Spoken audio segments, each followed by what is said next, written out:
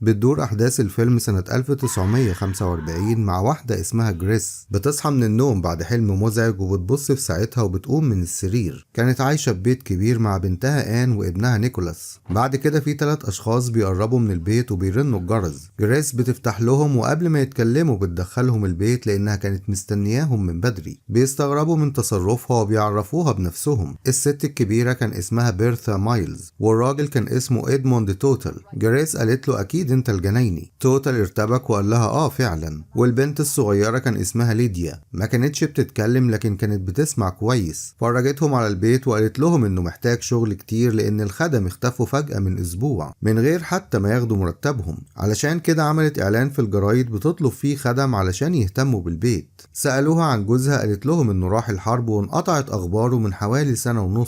وقالت لهم اهم حاجة ما يسيبوش باب مفتوح. لما يفتحوا باب لازم يقفلوه بالمفتاح قبل ما يفتحوا الباب التاني. وقالت لبيرثا ان المفاتيح هتبقى في عهدتها هي وما تسمحوش للاولاد انهم يلعبوا على البيانو لان ده بيزعجها. بيرثا قالت لها مش لازم تفرجينا على البيت، لكن جريس كلمتها بحدة وقالت لها لا لازم تتفرجوا لان البيت ما فيهوش كهرباء بسبب الحرب وده خلاهم يعيشوا في الضلمة وخصوصا اولادها. بيرثا ما فهمتش حاجة واستغربت من كلامها. جريس قالت لها هتفهمي كل حاجة لما تقابلي الاولاد وطلبت منهم يقفلوا كل الستاير والبيت كله بقى ضلمة. شغلت اللمبة الجاز واخدتهم وطلعت بيهم الدور التاني. دخلت الأوضة وصحت أولادها وعرفتهم ببيرثا وليديا. جريس قالت لهم إن أولادها عندهم مرض نادر عبارة عن حساسية شديدة ضد الضوء وأقصى ضوء ممكن جسمهم يستحمله هو ضوء اللمبة. علشان كده لازم الستاير دايما تكون مقفولة في الأوضة اللي هم فيها. وهم بيفطروا آن كانت بتسأل عن المربية اللي كانت موجودة. بيرثا قالت لها إنها مش هترجع تاني. نيكولاس قال لها مش هترجع زي والدهم من ساعة ما راح الحرب مرجعش. آن قالت لها انت كمان هتسيبينا زي اللي قبلك ما عملوا. بعدها حصل اللي حصل. بيرثا قالت لها ايه اللي حصل؟ نيكولاس ما كانش عاوز اخته تتكلم وتقول اسرارهم. آن قالت لها ان امهم بقت مجنونة. وقبل ما تكمل كلامها فجأة جريس بتدخل عليهم وبيبطلوا كلام. جريس قالت لبيرثا ان ساعي البريد ما اخدش جوابها اللي حطته في الصندوق من 5 ايام. معنى كده ان الاعلان اللي عاملاه في الجرايد ما اتنشرش. وقالت لها تقدري تقولي لي انت بقى تبقي مين؟ بيرثا ابتسمت وقالت لها انها حاولت تفهمها كده بس هي ما ادتهاش فرصة. وقالت لها انها خبطت عليها علشان تطلب وظيفة لانها اشتغلت في البيت ده قبل كده من سنين طويلة وعارفاه كويس جدا وليها معاه ذكريات جميلة. جريس قفلت الستاير وقالت لها ما تسمعش التخيلات وكلام الاولاد لانهم مهما كانوا لسه اطفال. واطمنت لبيرثا وقالت لها تقدري تكملي شغلك. كانت بتذاكر للأولاد وبتحذرهم من الكذب لأن الكذب بيدخل النار. بعد كده قالت لهم كل واحد فيكم هيذاكر في أوضة لوحده. لكن نيكولاس كان خايف من الأشباح. قالت لآن ما تحكيش لأخوها قصص رعب خيالية تاني. آن قالت لها إنها ما بتحكيلوش حاجة. خرجت وقفلت الستاير قبل آن ما تخرج وكلمت نيكولاس علشان يعتمد على نفسه وما يخافش من أي حاجة. وسألت بيرثا عن ليديا وإيه اللي خلاها ما تتكلمش. لكن بيرثا اتهربت منها علشان تروح تساعد توتال الجنايني. وفجأة جريس سمعت صوت طفل بيبكي. افتكرته ابنها نيكولاس وجريت على اوضته. لكن لما دخلت عليه الولد قال لها انه ما كانش بيبكي وقاعد بيقرا. راحت تشوف بنتها آن ولقيتها برضه قاعدة بتذاكر. جريس قالت لها ليه كنت بتبكي؟ آن قالت لها مش هي اللي كانت بتبكي لان ده كان صوت ولد واسمه فيكتور. جريس قالت لها مين فيكتور؟ قالت لها الولد اللي كان هنا من شوية كان عامل دوشة ولما صرخت فيه لانها مش قادرة تركز بكى وقعد يصرخ. وقالت لها انه عايش هنا في البيت وابوه عازف بيانو. وطلبت من امها انهم يسيبوا البيت لانه بقى مليان بالاشباح. جريس كانت بتاخدها على قد عقلها لكن بعد كده قالت لها ما تكدبش تاني. لكن البنت كانت مصرة ان فيكتور هو اللي كان بيبكي مش هي.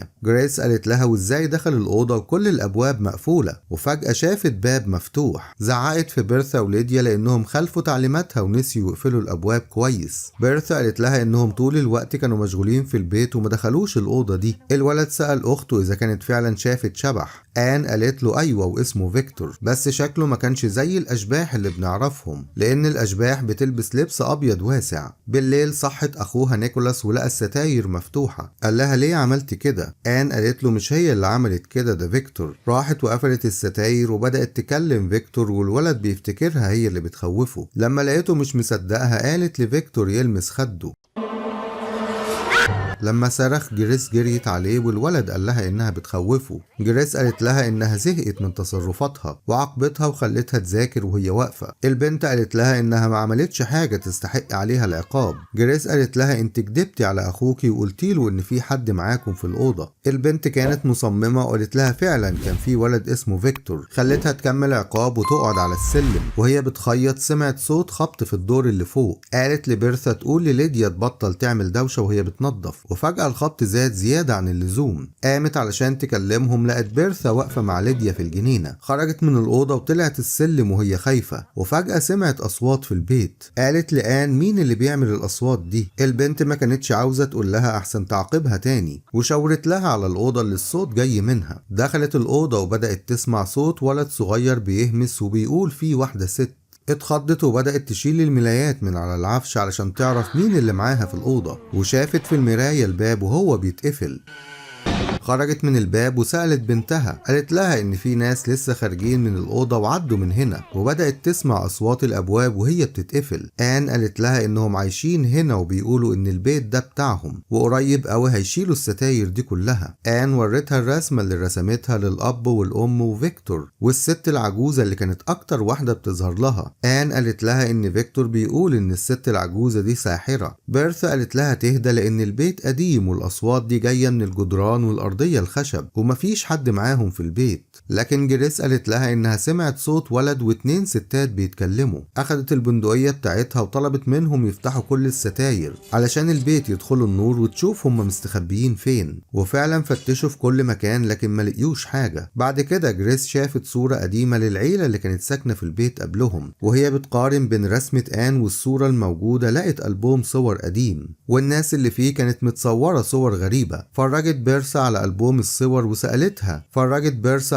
الصور وسألتها ليه الناس دي كانت بتتصور وهم نايمين. بيرثا قالت لها دول ميتين مش نايمين، وقالت لها في القرن الماضي الناس كانت متعودة تصور الأموات وتحطهم في ألبوم الموتى علشان أرواحهم تفضل معاهم من خلال الصور بتاعتهم. وهي سهرانة بالليل قالت لبيرثا تيجي تقعد معاها جنب الدفاية لأن الجو برد، ودردشت معاها عن ذكرياتها في البيت. بيرثا قالت لها إن في وباء اجتاح المنطقة كلها وكل السكان سابوا بيوتهم فجأة. بعد كده بيرثا استأذنتها علشان تروح تنام لأن الوقت اتأخر. راحت أوضة الأولاد وحضنت بنتها آن واعتذرت لها لأنها ما كانتش مصدقاها وطلبت منها تسامحها. لما الولد سألها امتى أبوها يرجع من الحرب ما كانتش عارفة تقول له ايه، وفضلت تبكي طول الليل لحد ما سمعت صوت حد بيعزف على البيانو. أخدت بندقيتها ونزلت الأوضة اللي فيها البيانو، ولما فتحت الباب الصوت سكت. دخلت الأوضة لكن ما شافتش حد. قفلت الغطا بتاع البيانو بالمفتاح، وهي خارجة من الأوضة لقت الباب اتقفل لوحده من غير هي ما تقفله. فتحته تاني علشان تشوف إذا كان هو مصدر الصوت اللي جاي ولا لأ، وفجأة الباب اترزع في وشها ووقعت على الأرض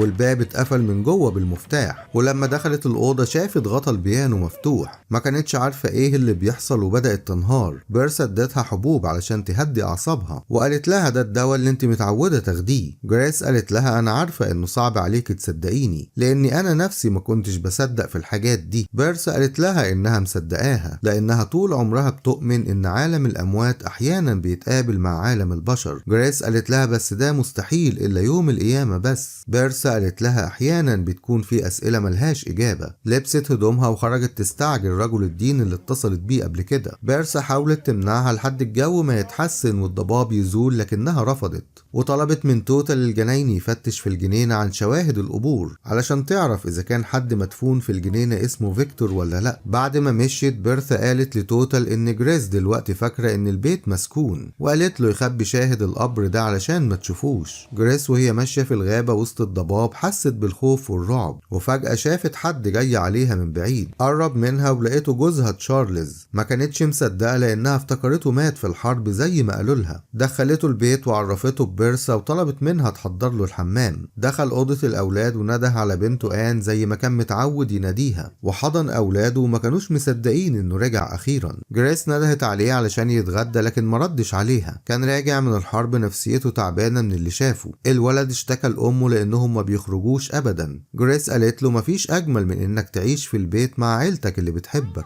آن قالت لها طب والأشباح؟ جريس قالت لها مفيش حاجة اسمها أشباح وزعقت لها تاني. آن خرجت وهي بتعيط وبيرسا أخدتها في حضنها وقالت لها إنها مصدقاها لأنها هي كمان شافت الأشباح. آن قالت لها تقول لأمها يمكن تصدقها. بيرسا قالت لها إن أمك مش عاوزة تصدق لكن أكيد هيجي يوم وتعرف وهتشوفهم كمان بنفسها وهتكون مفاجأة كبيرة للكل. بيرسا قالت لهم إن جريس بتتصرف وكأنها ما عملتش حاجة وأكيد هيبقى صعب تقتنع بكلامهم. بعد كده جريس عملت فستان أبيض لآن زي بتاع العرايس علشان تحضر بيه المناسبات والأفراح. جريس سابتها وخرجت تطمن على تشارلز وآن جابت العروسة الخشب بتاعتها وفضلت تلعب بيها. بعد كده جريس دخلت عليها وقالت لها تقلع الفستان علشان ما يتوسخش وشافتها بتلعب بالعروسة لكن ايديها كانت ايد واحدة ست عجوزة. قربت منها وهي خايفة وشافت الساحرة العجوز من تحت البرقع. قالت لها فين آن؟ ردت عليها بصوت بنتها وقالت لها أنا آن. هجمت عليها وضربتها ولما قلعتها البرقع شافت قدامها بنتها آن. بيرثا دخلت عليها والبنت كانت بتصرخ إن أمها اتجننت تاني وعاوزة تقتلها. قالت لبيرثا إنها شافت الست العجوزة وكانت بتقلد صوت بنتها. بيرثا قالت لها أنت ما تعرفيش تتولي مسؤولية بيت زي كده وقالت لها تسيب لها البيت وتمشي. جريس استغربت من كلامها وازاي بتطلب منها الطلب ده. بيرسا اعتذرت لها وقالت لها ان ده كان مجرد اقتراح. تشارلز قال لجريس ان آن حكت له على اللي حصل في اليوم ده. جريس قالت له انها ما تعرفش ايه اللي خلاها تعمل كده لكن فجأة الخدم اختفوا من البيت وما بقتش عارفة تعمل حاجة. نيكولاس سأل اخته ايه اللي حصل. آن قالت له ان امهم اتجننت زي ما حصل قبل كده. جريس قالت لتشارلز ان الموت عندها اهون من انها تأذي حد من اولادها. صحيت من النوم فجأة وما لقتش تشارلز وعرفت انه سابهم مرة تانية. آن صحيت من النوم ولقت الستاير مش موجودة والضوء مال الأوضة. جريس سمعت صريخ آن وجريت على البيت. خلعت الروب بتاعها وغطت الأولاد وخرجت بيهم. لقت كل ستاير البيت متشالة والبيت كله نور. دخلتهم أوضة تحت عند بيرثا اللي كانت شايفة وسامعة كل حاجة وواقفة تتفرج. نيكولاس اترمى في حضن أمه لكن آن قالت لها شوفي مين اللي شال الستاير. قالت لليديا مين اللي عمل كده وقالت لها لو مش بتعرف تتكلم تكتب كل حاجة حصلت.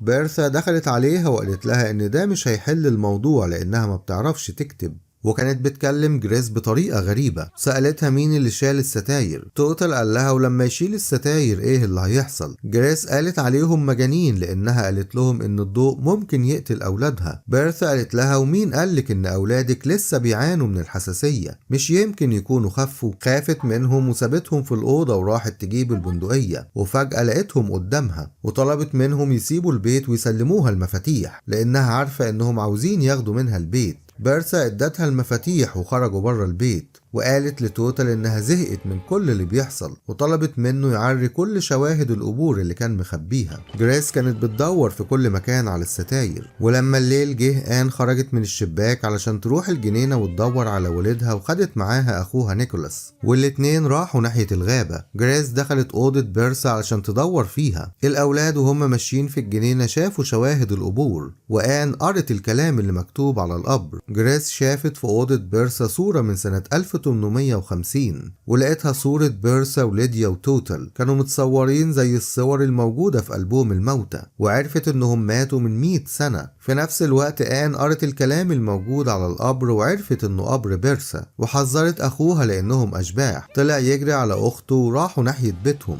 جريس قالت لبيرثا ما يقربوش اكتر من كده وضربت عليهم نار. بيرثا قالت لها انهم ماتوا في الوباء من 100 سنة ومش هيموتوا مرة تانية. خافت ودخلت البيت وقفلت الباب بالمفتاح. اخدت اولادها في حضنها وقالت لهم يستخبوا. بيرثا قالت لها انهم حاولوا يفهموها كتير لكن هي ما حاولتش تسمع وقالت لها انهم ممكن يعيشوا كلهم في البيت مع بعض. الاولاد دخلوا الاوضه واستخبوا في الدولاب. بيرثا قالت لها ان في ناس تانية هي اللي شالت الستاير وسمتهم الدخلاء. آن وهي في الدولاب سمعت صوت حد جاي عليهم وفجأة الدولاب اتفتح ولقيت قدامها الساحرة العجوز. جريس سمعت صوت آن وهي بتصرخ. بيرثا قالت لها لازم تقابل الدخلاء بنفسها وتحاول تنقذ أولادها. طلعت السلم وهي خايفة تشوف الأشباح ولما فتحت الأوضة لقت الساحرة العجوز قاعدة وعاملة جلسة بتحاول تتكلم فيها مع آن وبتسألها على اللي أمها عملته فيهم. آن قربت منها وقالت لها على اللي حصل وكانت صدمة ليهم كلهم. جريس قتلت أولادها وانتحرت بعد كده، وهي وأولادها مجرد أشباح عايشين في البيت. ما كانتش عاوزة تصدق الحقيقة اللي سمعتها، وأخدت الورق وقطعته. الزوجة طلبت من جوزها إنهم يسيبوا البيت ويمشوا قبل ما يأذوا ابنهم فيكتور. جريس قتلت ولادها في نوبة جنون، ولما فاقت وعرفت اللي عملته ما قدرتش تستحمل وقتلت نفسها. وبعد كده سمعت صوتهم بيضحكوا وبيلعبوا كأن مفيش حاجة حصلت. بيرسا قالت لها إنها حاولت تقول لها كتير لكن ما قدرتش، وقالت لها الناس اللي هنا هيمشوا لكن هيجي ناس غيرهم ولازم تتعود على كده. لو الفيلم عجبك ياريت تدعمنا بلايك واشتراك في القناة عشان يوصلك كل جديد.